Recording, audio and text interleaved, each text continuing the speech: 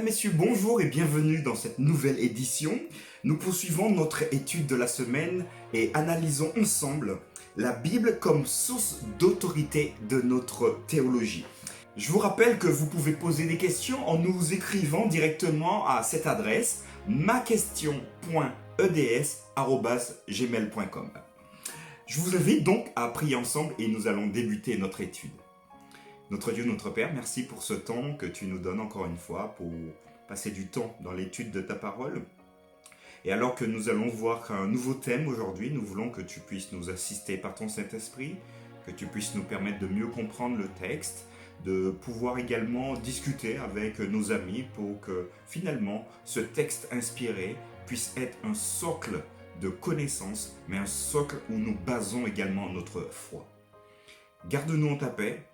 Nous t'avons demandé tout cela au nom de ton Fils Jésus-Christ. Amen.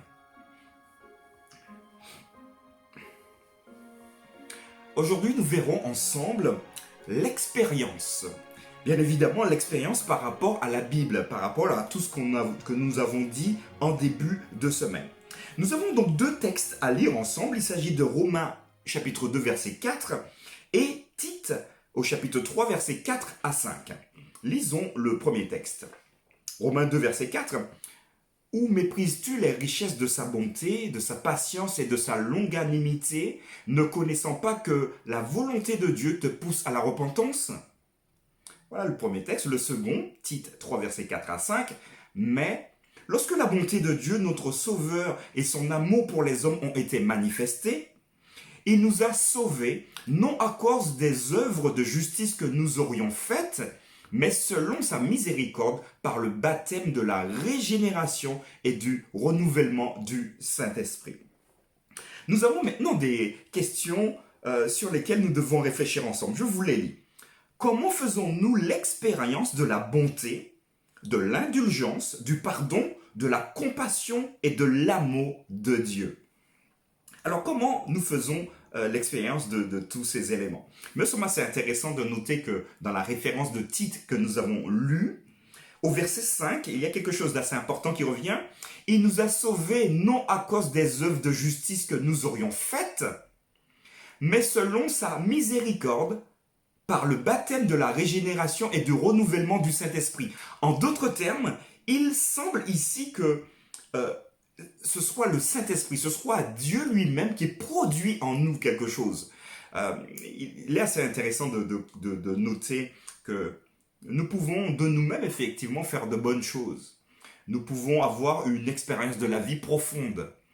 Mais la question qui importe ici est de savoir si notre expérience de la vie que nous considérons comme juste est adaptée, est en adéquation avec le texte biblique.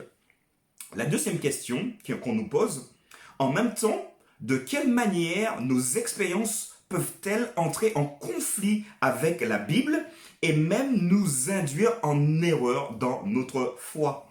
Alors ça aussi, on aura toujours tendance à dire que X ou Y a fait de magnifiques choses, donc c'est une bonne personne. Il me semble que pour Dieu, être bon ou pas bon, ou bon ou mauvais, précisément, ne dépend pas de ce que nous faisons. Un texte biblique nous dit d'une manière très claire que l'homme regarde à ce qui frappe les yeux, mais Dieu, l'Éternel, regarde directement au cœur. Alors, bien évidemment, je ne suis pas en train de dire que tous ceux qui ne sont pas chrétiens ne peuvent pas être de bonnes personnes. Ils peuvent réaliser de très bonnes personnes, mais il y a encore un deuxième texte qui nous dit que sert-il à un homme de gagner toute la terre s'il perd sa vie? Le texte biblique est en train de nous dire que le plus important ici, c'est pas ce que nous faisons, mais c'est ce que nous sommes. Et quand nous sommes quelqu'un, donc nous produisons. Donc du coup, ça va dans un seul sens. Nous sommes et nous produisons, et non pas l'inverse, nous produisons en présupposant que nous sommes quelque chose. Ça, c'est intéressant à noter. Alors, parfois, on peut dire effectivement que moi, j'ai pas besoin d'avoir la foi, parce que regarde, je fais de bonnes choses, il n'y a aucun souci avec ça. Il y a un texte que j'aimerais vous proposer qui se trouve dans Jacques 2, verset 18. Et Jacques dira, « Mais quelqu'un dira, toi, tu as la foi, et moi, j'ai les œuvres. » Donc en gros, chacun son truc. Toi, tu as la foi, c'est très bien. Moi, j'ai les œuvres. Alors, regardez la subtilité du texte. Montre-moi ta foi sans les œuvres, et moi, je te montrerai la foi par mes œuvres. Je crois que c'est une subtilité du texte qui est... Voilà, je trouve ça très très beau. En fait, le texte est en train de nous dire que nous ne pouvons pas dire que nous avons la foi sans produire des œuvres qui en découleraient. Et ce qui est intéressant avec ce texte-là, c'est la subtilité, elle est magnifique. Montre-moi ta foi sans les œuvres. Donc comment on peut faire pour démontrer à quelqu'un qu'on a la foi si on ne le montre pas? Parce que la foi, c'est vraiment quelque chose d'intérieur, de quelque chose de spirituel, de quelque chose de personnel. La seule manière que nous avons pour démontrer notre foi, c'est par les œuvres. Donc il y a malheureusement pas d'autre alternative à cette foi qui est liée directement aux œuvres. L'expérience fait partie de notre existence humaine. Je répète, l'expérience fait partie de notre existence humaine. Elle a un impact puissant sur nos sentiments et nos pensées. Dieu nous a conçus de telle manière que notre relation par rapport à sa création et même par rapport à lui-même soit significativement liée à notre expérience et façonnée par elle. C'est le désir de Dieu que nous fassions l'expérience de la beauté de la relation, de l'art et de la musique et des merveilles de la création, ainsi que la joie de son salut et la puissance des promesses de sa parole. Notre religion et notre foi sont plus qu'une doctrine et des décisions rationnelles. Je répète, parce que ça c'est important. Notre religion et notre foi sont plus qu'une doctrine et des décisions rationnelles. C'est beaucoup plus que ça. Ce que nous vivons façonne significativement notre vision de Dieu et même notre compréhension de sa parole. Je crois que ça, c'est une affirmation qui est très très importante pour vous et pour moi à bien retenir. Ce que nous vivons, vos expériences de tous les jours, mes propres expériences, façonnent notre vision de Dieu et notre compréhension de la parole de Dieu. Mais nous devons aussi avoir clairement les limites et les insuffisances de nos expériences quand il s'agit de connaître la volonté de Dieu. Nous avons maintenant un deuxième texte à lire ensemble. Il s'agit de 2 Corinthiens 11, versets 1 à 3. Et nous avons une question. Qu'est-ce que cela devrait nous dire sur les limites de la confiance et de nos expériences? 2 Corinthiens 1, versets 1 à 3, je lis. « Oh, si vous pouviez supporter de ma part un peu de folie, mais vous me supportez. Car je suis jaloux de vous d'une jalousie de Dieu, parce que je vous ai fiancé à un seul époux pour vous présenter à Christ comme une vierge pure. Toutefois, de même que le serpent séduit Ève par sa ruse, je crains que vos pensées ne se corrompent et ne se détournent de la simplicité à l'égard de Christ. » Alors, c'est un texte un peu confus, mais visiblement, le verset 3 nous donne la perspective de ce texte-là. La question, qu'est-ce que cela devrait nous dire sur les limites de la confiance et de nos expériences? Paul, qui va écrire aux chrétiens de Corinthe, va dire quelque chose de fondamental. Toutefois, de même que le serpent séduisit Ève par sa ruse, je crains que vos pensées ne se corrompent et ne se détournent de la simplicité à l'égard de Christ. Parfois, nous pouvons penser des choses et nous pensons que c'est juste. Alors, je n'irai pas jusqu'à dire que Ève pensait que ses pensées étaient justes. J'ai dit, bon, je ne suis pas dans sa tête. Néanmoins, si elle l'a mise en action, avec l'intelligence que Dieu lui a donnée, elle s'est dit que y a peut-être une possibilité que ce soit juste finalement. Donc elle a tenté, malheureusement, elle a perdu. Et nous en subissons jusqu'à aujourd'hui les conséquences. Quand Dieu nous dit quelque chose, mes amis, soyons convaincus que c'est la bonne chose à faire.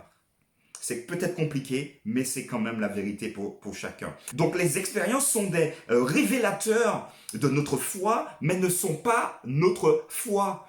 Donc une expérience qu'on aura à vivre avec Dieu ne représente pas notre foi.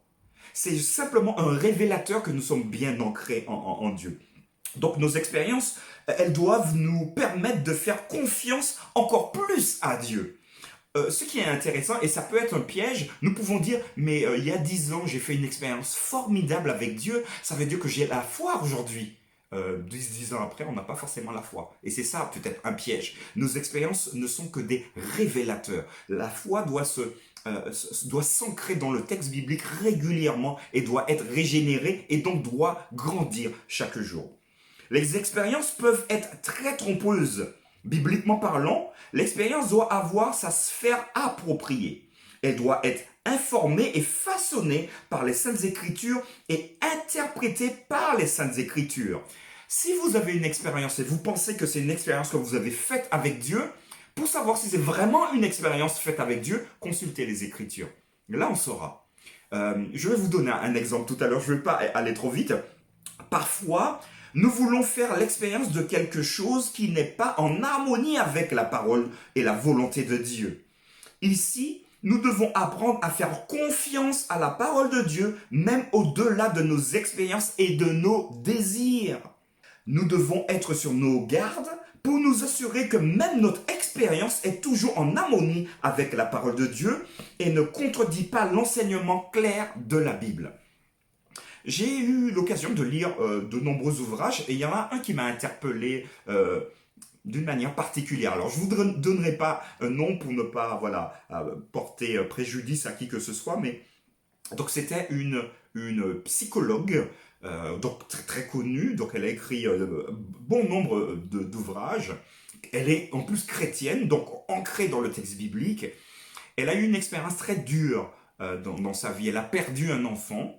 Alors je ne peux pas imaginer ce que c'est, mais je pense que c'était horrible. En lisant son ouvrage, c'était vraiment horrible. Et quelques jours après, elle a eu une vision où elle voyait son fils. Donc au début, elle était un peu ballottée, oui, mais est-ce que c'est vraiment lui? Parce qu'elle a le texte biblique qui dit que les morts ne savent rien, tous leurs pensées sont éteintes, et de l'autre côté, elle se dit, mais oui, mais j'ai une expérience, je peux discuter avec lui. Et donc du coup, elle a choisi la deuxième solution où elle discutait avec son fils, et finalement, moi je crois qu'elle s'est embourbée dans une expérience personnelle, c'est vrai, elle le raconte très bien dans son livre. Malheureusement, cette expérience personnelle va à l'encontre du texte biblique, car la Bible nous rappelle que le diable peut aussi se déguiser en ange de lumière. Donc ça veut dire qu'il peut tout faire pour nous tromper, de la même manière qu'il a fait avec Ève, qui avait, me concernant, et c'est ce que je pense, 100% de ses capacités cognitives. Nous qui sommes je crois qu'on utilise entre 8 et 10% de notre capacité cognitive, je crois qu'il peut se balader sans problème. Donc notre force, notre socle, c'est de nous baser non sur nos expériences, mais sur le texte biblique. Nos expériences donc peuvent être filtrées à travers le texte biblique. Le dernier bloc que nous allons voir ici, c'est un bloc de réflexion. Une foi dans laquelle l'amour pour Dieu et l'amour pour les autres sont les principaux commandements est évidemment une foi dans laquelle l'expérience est importante. En même temps, pourquoi est-il crucial que nous mettions toujours notre expérience à l'épreuve de la parole de Dieu? Alors la deuxième partie, nous avons déjà répondu à cette question-là. Il est important de voir nos expériences au travers du texte biblique, simplement pour ne pas nous induire nous-mêmes dans l'erreur. Je vous ai parlé tout à l'heure de cette psychologue chrétienne qui finalement maintenant elle discute régulièrement avec son fils décédé il y a plusieurs années maintenant. C'est un principe qui va à l'encontre du texte biblique. Une foi dans laquelle l'amour pour Dieu et l'amour pour les autres sont les principaux commandements est évidemment une foi dans laquelle l'expérience est toujours importante. Je crois que le lieu où nous pouvons vraiment faire l'expérience de la foi, c'est dans notre famille et plus largement dans l'église également, ou dans des communautés, au travail, là où nous avons la possibilité d'être en contact avec des perceptions différentes. Est-ce que nous sommes aimants avec ceux qui nous font du mal? Est-ce que nous prions pour ceux qui nous veulent du mal? Alors ce sont des réflexions que je vous laisse comme ça, mais pour nous permettre simplement de bien réfléchir. Nous devons être ce que nous disons être, donc des chrétiens qui suivent le Christ. Demain, nous verrons un deuxième volet, la culture. Alors, je vous invite à vraiment être présent et à regarder ces vidéos. Portez-vous bien et je vous dis à très bientôt.